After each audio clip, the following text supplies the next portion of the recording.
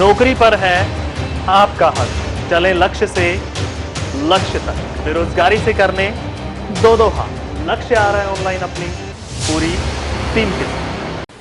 केंद्र सरकार की ओर से 3 अध्यादेशों को पास किए जाने के बाद लगातार देश में विरोध प्रदर्शन किए जा रहे हैं और हरियाणा सरकार को घेरने की तैयारी में अब किसानों की ओर से एक बड़ी रणनीति बनाई जाने की खबर है। वह है 8 अक्टूबर को किसानों की ओर से तमाम संगठनों को एक छत के नीचे करते हुए हरियाणा सरकार के खिलाफ एक कार पार की लड़ाई का ऐलान होगा। ज़्यादा जानकारी के लिए मेरे साथ हरियाणा के राष्ट्रीय किसान संगठन के स्टेट प्रेसिडेंट जसवीर सिंह भाटी साहब हैं। लगातार पिछले 20 सालों से किसानों के हकों की लड़ाई लड़ रहे हैं और अब तक न जाने कितनी बार इन्हें जेलों में भी रात गुजारनी पड़ी है। भाटी साहब, सबसे पहले वेब चैनल तेज हरियाणा पर आपका स्वागत। बहुत बहुत धन्यवाद आपका तेज हरियाणा में। भाटी साहब, सबसे पहली प्रतिक्रिया जानना चाहूँगा, जिस तरीके से लगातार आप विरोध कर रहे हैं, पूरे हरियाणा सरकार को आपने कितनी बार चेतावनी दी है लेकिन अभी तक आपकी कोई मांगे हैं वो पूरी नहीं हो पाई हैं। फिलहाल 8 तारीख को लेकर हम जिक्र करेंगे, किस तरीके की रणनीति सरकार के खिलाफ आप तैयार कर रहे हैं? देखिए, सरकार ने जो हमारे साथ अन्याय किया है, हमने अपने मांगी है सरकार से, कोई जुल्म नहीं किया, मगर सरकार ने किसानों पे इतना बड़ा जुल्म किया है, लाठीचार्ज तक किया है और हर जगह पे किसानों को तोड़ने के लिए किसानों के विरोध में प्रदर्शन करवाए हैं। जो मेरा ख्याल है, मेरी 65 साल की उम्र होगी, ये पहली सरकार है जिसने किसानों के खिलाफ कानून लागू करने के लिए विरोध प्रदर्शन कराए हैं। इस सरकार से पहले किसी ने विरोध प्रदर्शन नहीं किया, तो हम इसका बहुत जोर विरोध करते हैं। बच्चे बच्चे के मन में रोष है, हर बच्चा, हर जवान, हर बूढ़ा अब सड़क पे आने को तैयार है। सरकार को भी इस बात का पता होते हुए सरकार इसको आंखें मीच के देख रही है और ऊल जलूल बयान देने में मार हो रही है। दुष्यंत जी कोई बयान देते हैं, सीएम कोई बयान देता है और बयान देने के टाइम पे सीएम जो मुस्कड़ी हंसी हंसता है, उससे हमें और भी हमारे सीने में दर्द होता है। ये ऐसा एक सीएम या प्रधानमंत्री को नहीं करना चाहिए। कम से कम उनकी जनता पे तो दुख है ना, उसकी जनता दुखी है। जो कोई उन्होंने ट्रैक्टर इकट्ठे कर लिए विरोध प्रदर्शन के लिए और उन आदमियों से पहाड़े के, किराए के, तेल डलवा के सब आपके सामने आया। ऐसा कुछ नहीं सरकार को करना चाहिए। कानून में कमी है। जो 3 अध्यादेश लेके आए हैं वो किसान को मारू हैं, पूंजीवाद के लिए लेके आए हैं, उनको कैंसिल करे, आज निरस्त करे, कल निरस्त करे, हम लागू नहीं होने देंगे। सरकार ये कह रही है कि किसानों की परेशानी नहीं है, उसे सिर्फ कांग्रेस और विपक्ष मिलकर गुमराह कर रहे हैं। आपको लगता है विपक्ष आपको नचा रहा है और आप नाच रहे हैं? ये तो अगर बीजेपी विपक्ष में होगी तो कांग्रेस ये बोलेगी और कांग्रेस विपक्ष में है तो बीजेपी ये बोलेगी। ये तो दूषण लगाना जब पीछा छड़ाने की किसान से उनकी नीति है। हम उस नीति पे नहीं चलते, ना कोई कांग्रेस, ना कोई मीडिया जो चल रहा है ना, नेशनल मीडिया, बड़े 5-7 मीडिया के ऐसे चैनल हैं जो सरकार के गीत गा रहे हैं सारी रात नहीं सारा दिन, और एक किसी फिल्मी एक्टर का तो कोई नुकसान हो जाए उसके लिए तो वो दिन रात बोलते हैं। किसान के लिए कोई मीडिया वाला, बड़े वाला नेशनल मीडिया नहीं बोल रहा और सरकार किसान के लिए आंखें मीच के बहुत दिन नहीं चला सकती।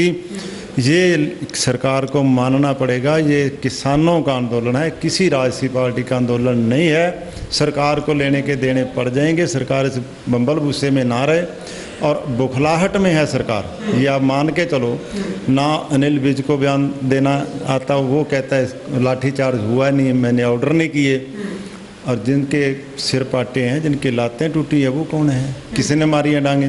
किसी पे तो केस करो ना, किसान यूनियन पे भी कर दो, गुरनाम पे केस बना दो, जिसके देखते में हुआ तो है ना, जिसके चोट आई है, डॉक्टर अस्पताल में गया है, MLR कटी है, किसी पे तो उसका केस बनाओ। अगर पुलिस ने नहीं किया तो उन पे कराओ। क्यों नहीं करते? मगर ये आंखें मीच रहे हैं।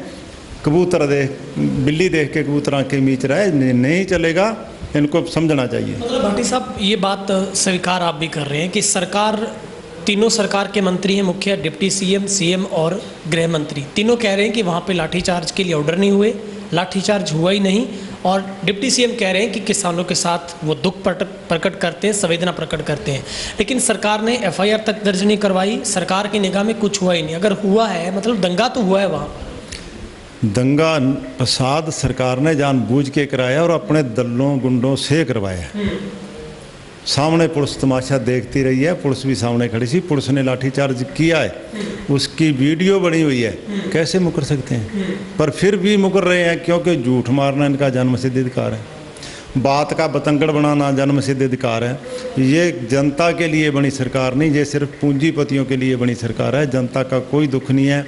आज गरीब, आड़ती, मजदूर, एम्प्लॉय सब दुखी है, सड़कों पे है। अगर जनता का दुख है तो सड़कों पे आके देखे। ये कोरोना का बहाना बना के अंदर बैठे दाढ़ियाँ बधा रहे हैं, क्या कर रहे हैं? बाहर आके जनता का दुख देखें, पता लगे सड़क पे आके भी जनता है। टीवी पे सब कुछ जा रहा है, मीडिया से सब कुछ जा रहा है, मगर मीडिया पे वो जो दुखी लोगों का नहीं दिखा रहे, जो खिलाफ हैं हमारे। 5 ट्रैक्टर भी अगर किसान के खिलाफ आवाज़ उठा के गए तो उनका भी मीडिया नहीं दिखाया, मगर ये नहीं दिखाया भी हज़ारों नहीं लाखों की संख्या में ट्रैक्टर सड़कों पे आई, वो नहीं दिखाया। 6 अक्टूबर को सरसा में बहुत बड़ी लाखों की गिनती में इकट्ठ होगा। लोग अपने आप घरों से निकल के जा रहे हैं, अपने आप अपने दुख से जा रहे हैं, दुख गिनाने को जाएंगे। दुष्यंत और रणजीत की कोठी का घेराव होगा और बहुत ज़बरदस्त घेराव होगा। इसी कारण होगा भाई दुष्यंत जी ने आज तक किसानों पर लाठीचार्ज होने के बाद सिर्फ बयान दिए हैं। उसने कहा एमएसपी पे अगर धान नहीं बिकेगा तो मैं इस्तीफा दे दूंगा, वो भी हो गया। एमएसपी पे धान नहीं बिक रहा, लूट हो रही है। आज ऑल हरियाणा में सभी सड़कों पे लोगों ने जाम लगा रखा है, धान खरीदो, धान नहीं बिक रहा तो दे दे इस्तीफा, क्यों नहीं देता? इसीलिए 6 अक्टूबर को उनका गिराव होगा। ये हम बात में आए जहाँ इस्तीफा दे के घर आए, किसान के साथ खड़े या बयान देना बंद करें किसान के खिलाफ। अभी भट्ट साहब आपने कहा कि 8 तारीख को किसान तमाम संगठन वहाँ पर इकट्ठे होकर एक बड़ा फैसला ले रहे हैं, मगर हमारे सूत्र ये कह रहे हैं कि किसानों ने ये कहा है कि चाहे वक्त वहाँ पर 2 से 3 दिन का लग जाए, लेकिन एक बड़ा फैसला लिए बगैर, उसका ऐलान किए बगैर किसान वहाँ से अपनी पूरी मीटिंग को ख़त्म नहीं करेंगे। क्या माना जाए, एक बहुत बड़े आंदोलन की तैयारी में किसान है? किसानों की जो मीटिंगें हो रही हैं, 2 से 9 तारीख तक का अधिवेशन जयपुर में चल रहा है। 9 तारीख का अधिवेशन एक दिल्ली में किसान यूनियन अमावता का चल रहा है, वो होगा। 8 से 10 तारीख तक सभी के फाइनल फैसले आ जाएंगे और सरकार के खिलाफ एक ऐसा बड़ा आंदोलन होगा आज तक आपने सुना और देखा नहीं होगा, जो किसान आंदोलन करेंगे और सरकार को उस आंदोलन में लेने देने पड़ेंगे। अगर सरकार ने वो 3 अध्यादेश वापस नहीं लिए तो सरकार को बहुत बड़ी कीमत चुकानी पड़ेगी। पूंजीवाद के हाथों हम किसान को नहीं लूटने देगा। जो भी किसान यूनियन है, जो भी किसान नेता है, ना हमें किसी राजनीतिक पार्टी का संरक्षण है और ना कोई देश शक्ति है। सिर्फ किसान का बच्चा और किसान लड़ रहा है ये आंदोलन। भट्ट साहब एक सवाल, एक बहुत बड़ा कन्फ्यूजन है। सरकार ये कह रही है कि हमने एमएसपी पर फसल खरीदने का वायदा किसानों के साथ किया है कि हम कम से कम मिनिमम सपोर्ट प्राइस पर फसल खरीदेंगे, मगर दिक्कत कहाँ रही है? सरकार कह रही है कि किसान भूला है, वो लोगों के पीछे लग रहा है, विपक्ष के पीछे लग रहा है। आपको लगता है क्लियर कट में एमएसपी पर सरकार क्या स्टैंड ले रही है और क्या चाहते हैं? एमएसपी सरकार ने हमसे वादा किया था, डॉक्टर स्वामीनाथन जो के अनुसार एमएसपी C2+50 से बनाए और उससे फसल खरीदे, मगर जो सरकार ने एमएसपी दिया है उस पे भी सरकार फसल नहीं खरीद रही। धान का 25 क्विंटल दे दो, नरमे का 6 क्विंटल दे दो, नरमे का मॉइस्चर 8% दो। जो हमें बीज देते हैं, बाज़ार से हम कोई चीज़ लेते हैं उसका मॉइस्चर 11% है, और हमसे नरमा लेते हैं, सरसों लेते हैं, उसका 8% है। क्या मतलब? तो हम किसान के लिए सब नुकसान जो है। किसान क्यों 8%, 12% मॉइस्चर पे नरमा खरीदे, 20% मॉइस्चर से कम दान खरीदे। दान बिल्कुल आ रहा है, हम कहते हैं गिल्ला आ रहा है। आपने 17% का दिया है, वो 15 में भी नहीं ले रहे। ये क्या रचाया खेल रचाया है? पिछले साल किताबों में लाखों क्विंटल धान बाहरली स्टेटों में आके बिका है, और सिर्फ किताबों में क्या अरबों करोड़ों रुपयों का घपला था, वो सरकार ने तब किया है। 2015 में भी हुआ था और पिछले सालों में हुआ है। ये शेलरों वाली लूट है, सरकार से मिलके बहुत बड़ी लूट हो रही है।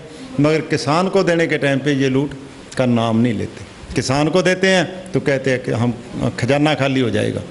किसान को उसकी फसल का रेट C2+50 से देंगे तभी किसान बचेगा, और ये तीनों अध्यादेश ले आने से किसान नहीं बचेगा। ना किसान ने इनकी मांग की थी, ना इनके किसी एक भी संगठन ने मांग की थी, ना वो आज कर रहा है। जो भी आज किसान के सामने विरोध प्रदर्शन सरकार करा रही है वो गैर कानूनी गैर जिम्मेवाराना काम सरकार की चाल है। उस चाल से घरेलू लड़ाई की तरफ, घरेलू जंग की तरफ किसान के बेटे को धकेल रही है, वो ना हो। सर आखिरी सवाल है, लगातार किसान प्रोटेस्ट कर रहा है, हमने देखा किस तरीके से सड़कों पर जाम और उसके बाद अब बड़े बड़े आंदोलन आपने कॉल किए हैं। क्या लगता है सरकार आपको कहीं ना कहीं किसी स्तर पर झुकती हुई नज़र आ रही है? इन सब के बीच में सरकार ने तो कानून भी पास कर दिया, आखिरी उम्मीद राष्ट्रपति साहब से थी, उन्होंने भी पास कर दिया। अब आपको लगता है दबाव बढ़ रहा है सरकार के ऊपर? सरकार के ऊपर आज इतना दबाव है, इससे पहले किसी आंदोलन में नहीं हुआ, और 10 अक्टूबर के बाद देखना और कितना दबाव बढ़ता है। मगर जालम इतनी बड़ी सरकार, प्रधानमंत्री का जो जुल्म है किसानों पे हो रहा, ना वो आज तक हिटलर ने किया था, ना वो औरंगजेब ने किया था, ना किसी और बादशाह ने किया था। ये सभी को पीछे छोड़ दिया, और सबसे आगे इतना भयानक जुल्म किसान पे हो रहा है। किसान कभी भी कामयाब नहीं हो पाएगा अगर सरकार ने ये तीनों अध्यादेश कर दिए। मजदूरी भी किसान को नहीं मिलेगी, हालात ये है किसान के। सर आपने वक्त निकाला बातचीत के लिए, बहुत बहुत शुक्रिया। आपका भी, तेज हरियाणा का बहुत बहुत धन्यवाद। किसी टाइम हमें भी तो मौका दिया करो, आप लोगों से तो बहुत बात करते हो, हम कभी कभी मिलते हैं। शुक्रिया। Thank you. तो ये थे मेरे साथ राष्ट्रीय किसान संगठन के स्टेट प्रेसिडेंट जसवीर सिंह भाटी, जिनसे हम बातचीत कर रहे थे। निश्चित तौर पर 8 अक्टूबर को एक बड़ी निगाहें हैं किसानों के फैसले पर, क्योंकि एक साथ 17 से भी ज़्यादा संगठन हरियाणा में इकट्ठे हो रहे हैं, जिसको लेकर ये जो वक्त तय किया गया कि उसके लिए चाहे 2 दिन का वक्त लगे, लेकिन एक बड़ा ऐलान होगा। निश्चित तौर पर अगर किसानों की तरफ से कोई बड़े प्रदर्शन को कॉल किया जाता है तो निश्चित तौर पर प्रदेश सरकार के लिए मुश्किलें बढ़ेगी और सरकार को आखिरकार झुकना जरूर पड़ेगा। मगर किसानों की ओर से उससे पहले ही 6 अक्टूबर को हरियाणा के डिप्टी CM और बिजली मंत्री के घर का घेराव कर एक बड़ी चेतावनी दी गई है। दवारी से कैमरा पर्सन हेमराज बेट के साथ गुरविंदर पन्नू, तेज हरियाणा।